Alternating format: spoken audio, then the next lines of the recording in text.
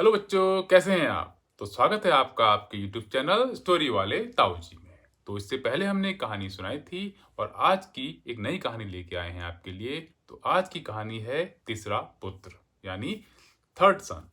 तो तीसरा पुत्र में कहानी में क्या है, सेम वही, हम फिर जंगल जाएंगे। यानी एक जंगल था, ठीक है। उसमें एक शेर और शेरनी रहते थे।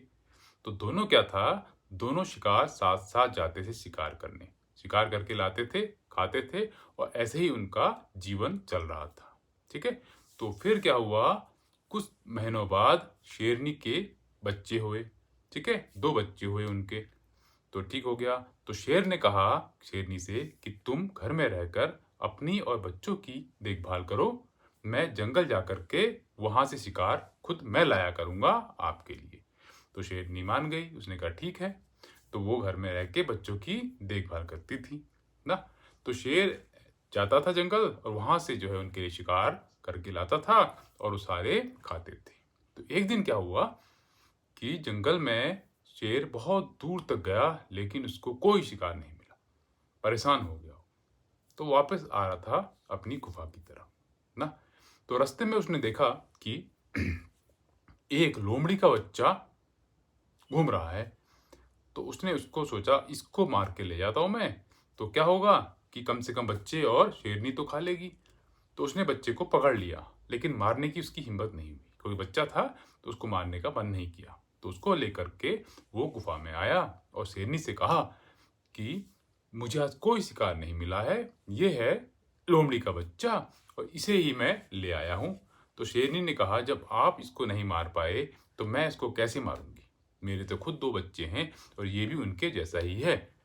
तो आज से हमारे दो नहीं तीन बच्चे होंगे। तो वो हो गया शेर का तीसरा पुत्र। शेरनी ने उन तीनों की परवरिश करी ना। तो तीनों जंगल जाते थे, खेलते थे, कूदते थे, शिकार करते थे और घर आ जाते थे। एक दिन क्या हुआ, जंगल में एक हाथी आ गया ना।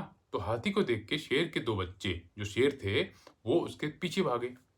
लेकिन लोमड़ी का जो बच्चा था वो डर के मारे उनको रोक रहा था कि नहीं भाई उसके पीछे मत जाओ, ये हाथी हमें मार देगा। लेकिन शेर के बच्चों ने नहीं सुनी। तो वो भाग करके लोमड़ी का बच्चा आ गया अपनी गुफा में शेरनी माँ के पास, ठीक है। ठीक हो गया। उसके बाद जब वो घर आए बच्चे तो उन्होंने पूरी बात बताई अपनी माँ को कि कैसे ये हमें मना कर रहा था और भाग के डर के मारे यहाँ आ गया।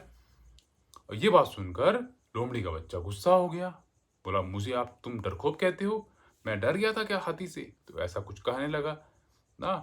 तो वो शेर के बच्चों को भी गुस्सा आ रहा था।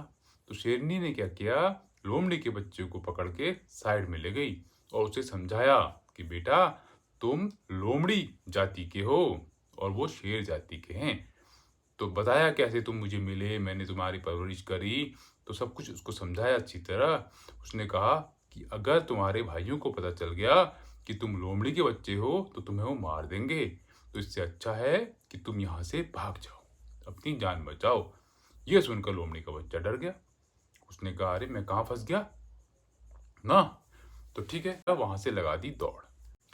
शेर शेरनी और उसके तीसरे पुत्र की कहानी से हमें ये सीखने को मिलता है कि अगर डरखोर वंश के लोगों को बहादुर लोगों के बीच में रखा जाए तो वो बहादुर नहीं बन सकते, उनपे उनके वंश की झलक आ ही जाती है।